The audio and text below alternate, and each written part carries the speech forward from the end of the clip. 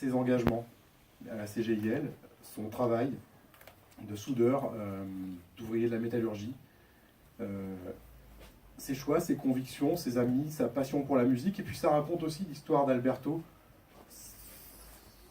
quand tu étais footballeur, l'histoire d'Alberto quand il était étudiant, puisque son père l'a poussé à faire des études pour ne pas rejoindre la classe ouvrière. Ça raconte aussi l'histoire politique de l'Italie des années 60, 70, 80, 90, puisque son père, ouvrier, salarié, bénéficiant d'un salaire confortable, se retrouve auto-entrepreneur, artisan. Et cela raconte surtout comment l'amiante a détruit son père prématurément et comment au bout de quelques dizaines d'années de travail, enfin à 45 ans, il était déjà très abîmé. Donc on suit l'histoire de son père et en filigrane son histoire à lui, l'histoire de 2 générations, et c'est magnifiquement écrit, magnifiquement traduit. C'est un très court texte et on aimerait que ce livre ait un vrai succès. Voilà.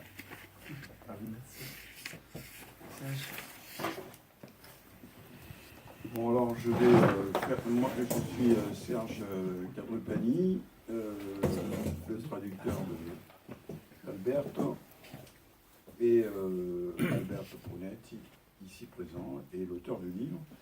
Et donc je vais faire Monsieur Loyal, c'est-à-dire que je vais poser une ou deux questions à Alberto, et comme je sais qu'il sait parler bien de son livre, je n'aurai plus qu'à traduire ce qu'il dit au fur et à mesure.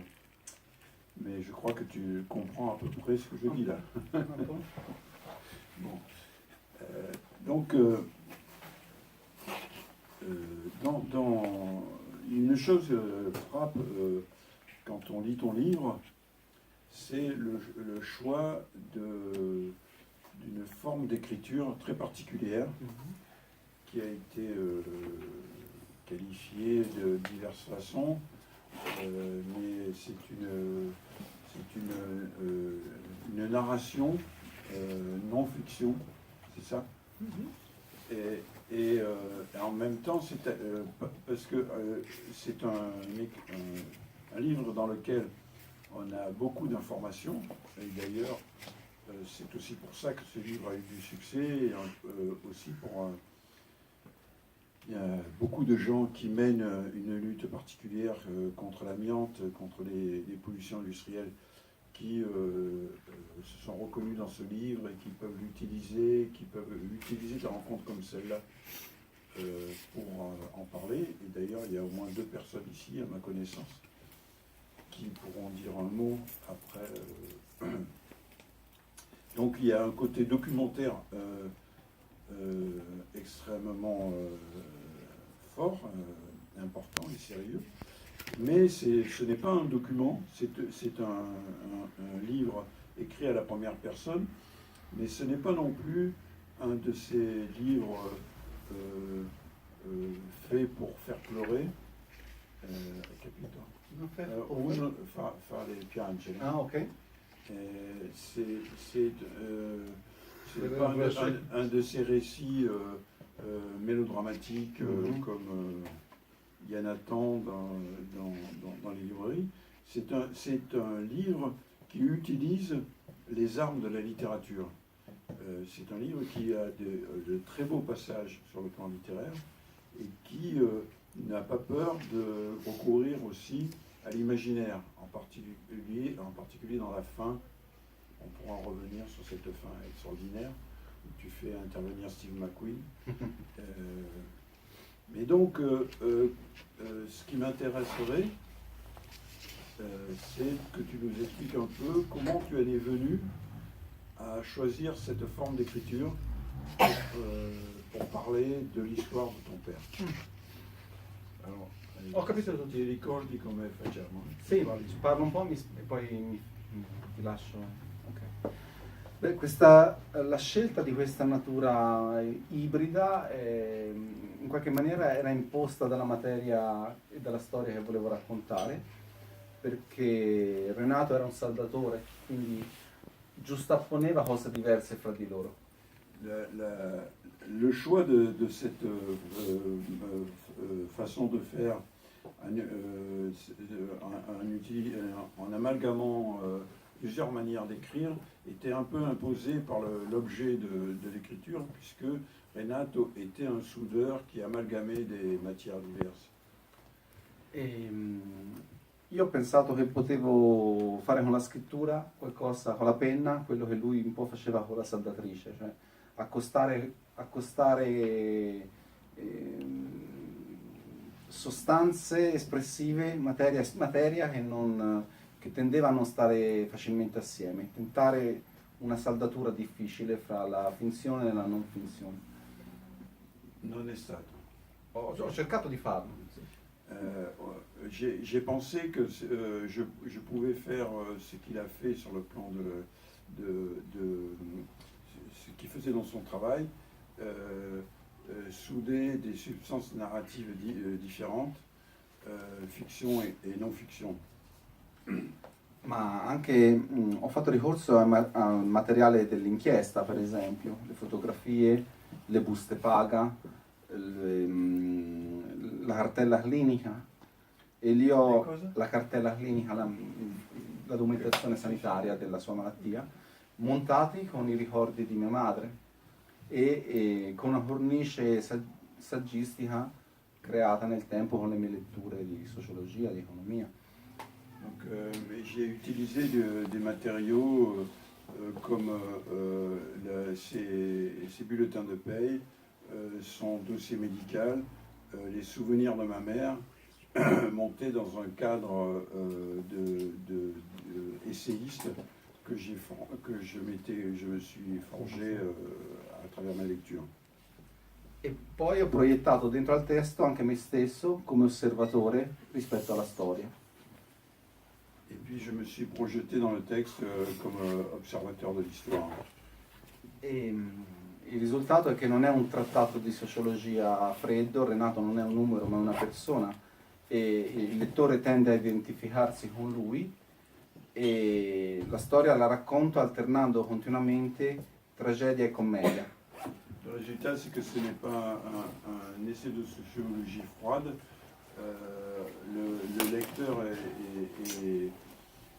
Le lecteur s'identifie à Renato et on alterne la comédie et le drame.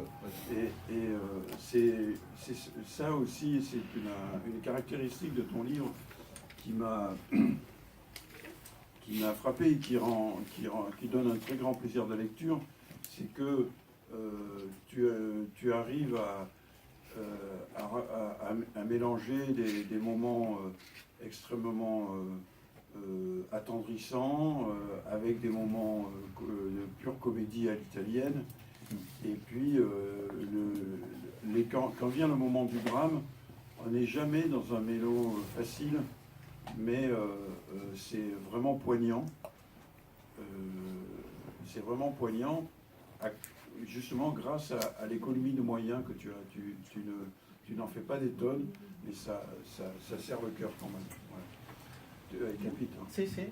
Sì, io ho cercato proprio di creare un movimento di corrente alterna fra diciamo, il riso e il pianto, se vuoi, però anche l'ho fatto appunto per evitare questa dimensione vittimaria che tu dicevi prima, per non far passare Renato solo come una vittima. Mi interessava l'aspetto soggettivo degli operai, la solidarietà, il riso.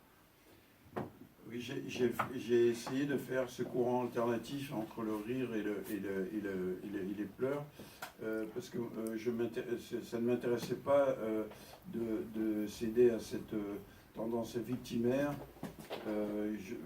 Renato, je ne voulais pas présenter Renato comme une pure victime, mais comme je voulais faire sentir l'aspect positif, la solidarité ouvrière, le rire qu'il y a pu y avoir entre eux.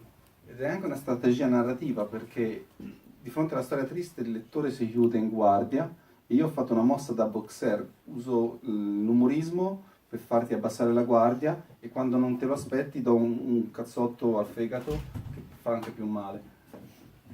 C'était aussi une stratégie narrative dans la mesure où quand on fait trop de mélodrames, le lecteur se replie sur lui-même, alors que j'ai fait comme dans la boxe, c'est-à-dire que je fais, quand je fais un moment comique, un moment de rire, le lecteur baisse sa garde et à ce moment-là, on lui balance un coup de poing dans l'estomac. E questo rispecchia un po' anche, secondo me, la dimensione delle lotte contro nocività industriali come quella dell'amianto, che non sono fatte in chiave vittimaria. La città di Casale Monferrato, che è una città, che è una specie di Chernobyl italiano dell'amianto, gli abitanti di quella città dicono che Casale Monferrato non è la città dell'amianto, ma è la città che lotta contro l'amianto. Ceci respecte la forme qu'a pris la lutte contre l'amiante, qui n'est pas une forme victimaire.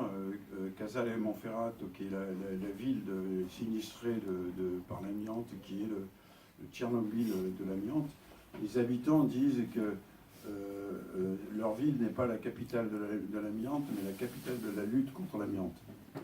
Per questo quindi ho scelto l'umorismo, perché l'umorismo è lotta, è resistenza.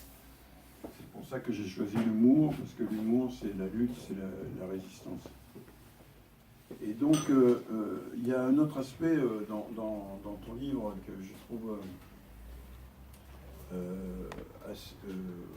aussi vraiment très intéressant pour qui s'intéresse à l'histoire contemporaine de l'Italie.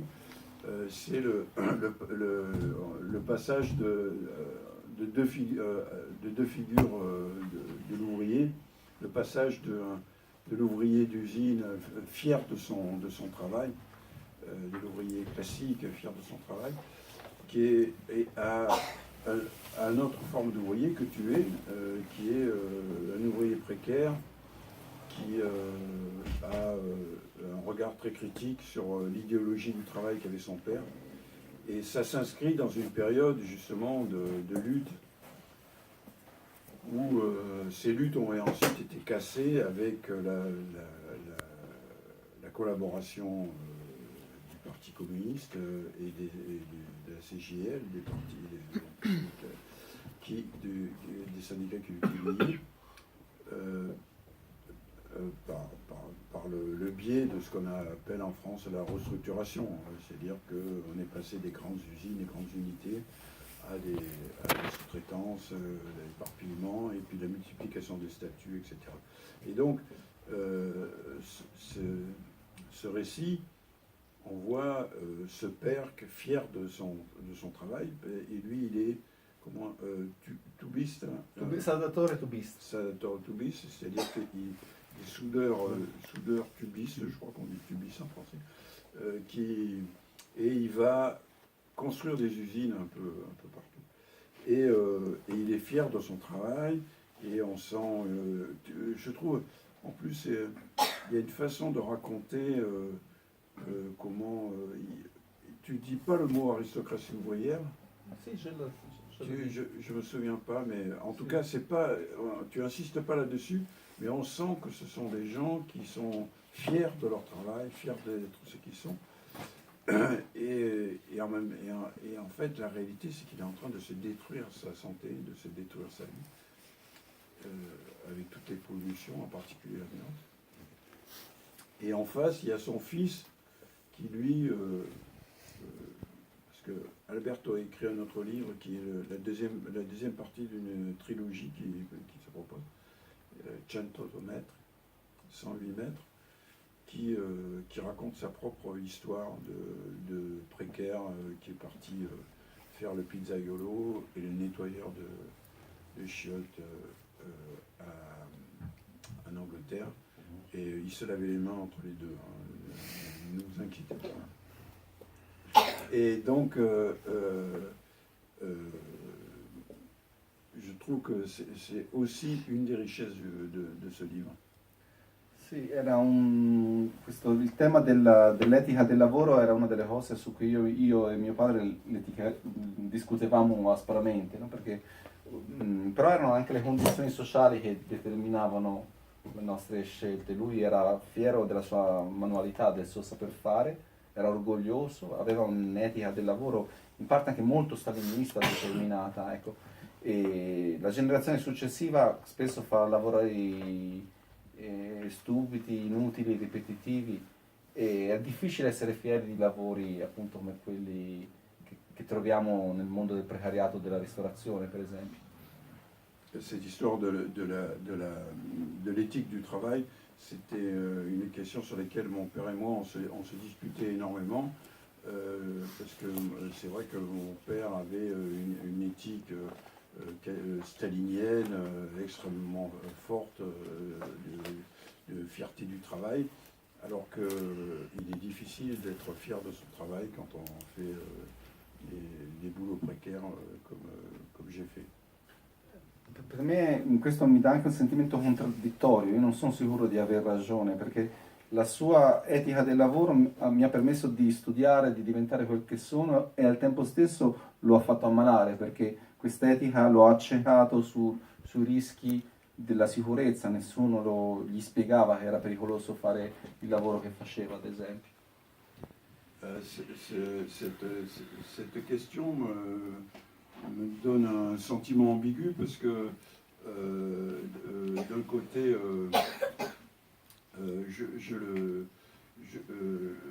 il était fier de son travail, je le critiquais, mais il était fier de son travail, et ce travail lui a permis de me payer des études, et pendant qu'il faisait ce travail qui me payait mes études, il était en train de s'empoisonner, et personne ne l'a prévenu des risques qu'il courait. Infatti il libro si può anche leggere in qualche maniera, e ancora più come insieme a 108 metri, come una sorta di romanzo di formazione che spiega come io sono diventato un traduttore, uno scrittore, una persona che lavora in industrie editoriali, ma anche un romanzo di deformazione, cioè la storia in cui il corpo del padre si deforma inglobando le nocività, le tossine del lavoro salariato. Ce livre peut se lire comme un roman de formation, dans la mesure où je suis devenu un traducteur, un auteur, et un roman, mais en même temps un roman de déformation, puisque le corps de mon père s'est déformé, et en englobant toutes les pollutions industrielles. E quindi non ho una posizione netta. Quando avevo 20 anni lo criticavo aspramente, e il libro è anche un modo per venire per fare i conti con un rapporto, diciamo, rispetto al mondo del lavoro. Il risultato è che in qualche maniera sto cercando di raccontare una classe lavoratrice che è estremamente diversa da quella del passato, non più maschi bianchi con mani nere. Oggi il mondo del lavoro è dominato è caratterizzato da una classe di lavoratori che lavorano nelle pulizie, nella ristorazione, nei servizi, che però sono ugualmente oppressi, ecco. Il faut que je parle plus souvent parce que sinon j'oublie des choses. Ah, ok. J'ai des sentiments.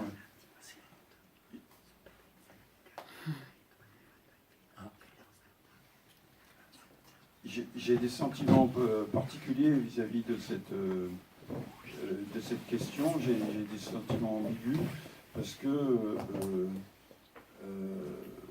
je sais plus longtemps. Semplicemente è difficile anche per me tagliare con una linea e dire dov'è il giusto, cos'è il giusto e cos'era sbagliato nella storia di mio padre o nella storia mia. Semplicemente le cose sono andate così. Lui era fiero della sua etica, e quest'etica lo ha portato alla malattia. Oui, il est difficile pour moi de décider ce qui est juste et ce qui est injuste. Simplement, je peux dire, dans cette histoire, je peux dire que simplement cette histoire l'a amené à être malade. Et puis tout à l'heure, tu disais aussi que le prolétariat de maintenant, c'est plus le prolétariat blanc aux mains sales, c'est plutôt un prolétariat de couleur et beaucoup plus éclaté que...